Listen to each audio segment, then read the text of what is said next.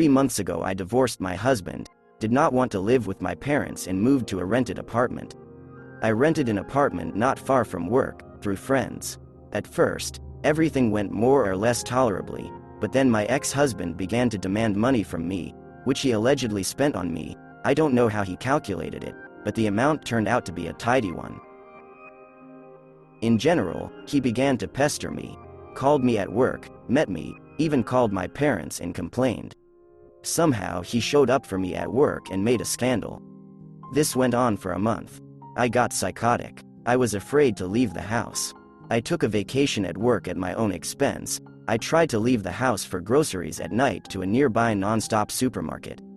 I began to suffer from insomnia. No sedatives helped. It couldn't go on like this anymore. I woke up after a short sleep, similar to falling into an abyss, followed by emerging from it, like on a bungee. I did not want to live, and in order to get out of bed, I had to mentally persuade myself. It all ended suddenly and immediately. One day, falling asleep in the morning, I heard some rustling and sobs. They were distributed from the side of the desk. This desk, covered with dark green cloth, belonged to the grandfather of the owner of the apartment. It was considered an antique, although she had long wanted to get rid of it, but in order to take it out of the apartment, it would have been necessary to saw it into pieces. It was so huge and heavy. On both sides of the table there were 2 large cabinets in which old books lay. So, the sounds came just from one of these pedestals. I immediately remembered stories about brownies, devils, and ghosts. Then I decided that I was going completely crazy, although I remember, a thought flashed through. If it kills me, it will only make me feel better. Strange, but this thought calmed me down, and I fell asleep. The next day passed like all the previous ones. Of course, I looked through all the cabinets in the table, but found nothing but old rubbish there. There was a week left, and I had to go to work. At this thought I wanted to die, imagining that my ex would start his persecution again, although my father told me that he seemed to have solved all material problems with him. But I knew that just like that, he would not leave me alone. As always, I watched TV before, just to divert my thoughts. Closer to the morning, turning off the light and TV, I began to try to sleep. Again there was a sniffle and a rustle from the pedestal.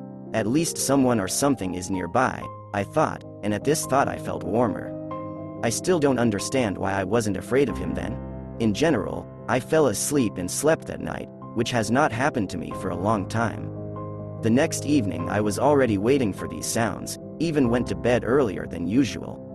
Falling asleep, I heard the rustle and creak of the opening door of the table cabinet. I wasn't afraid. I heard slap, slap, slap, as if a big toad rearranged its paws and jumped. The spanking of these paws calmed me, and I fell asleep sweetly. Soon this creature from the closet began to calmly jump around the room and even touch me when I sleep. I felt it in a dream. Moreover, at the end of the week, going out late at night to the store, I realized that it had followed me out of the apartment and was calmly slapping behind me. Then, for the first time, I was amused. I even spoke to him in an undertone, saying that now I am not afraid of anything, since I have such an escort. I looked around, of course, but I didn't see anyone behind me. Next to this creature, I felt much more confident. By the way, for some reason people began to shy away from me. Even in the store no one took the cue at the cashier for me. They tried, but as if something repelled them. In transport, this is when I already began to go to work. There was always a free place for me, even with a completely clogged cabin. Yes, once, my ex-husband was waiting for me before work, rushed to me with a distorted anger face and immediately recoiled, looking into my eyes in surprise. What he saw there, I don't know, and there's no one else to ask. The next day he crashed in a car that my father gave him to get behind me. Everything seems to be getting better. Only lately, my companion has been following me on my heels and began to lie down at my feet at night, and sleep with me until morning. Every night it gets bigger and heavier. In the morning I wake up with swollen legs, and he climbs higher and higher on me. I'm afraid to sleep again. I tried to stay awake at night and sleep during the day.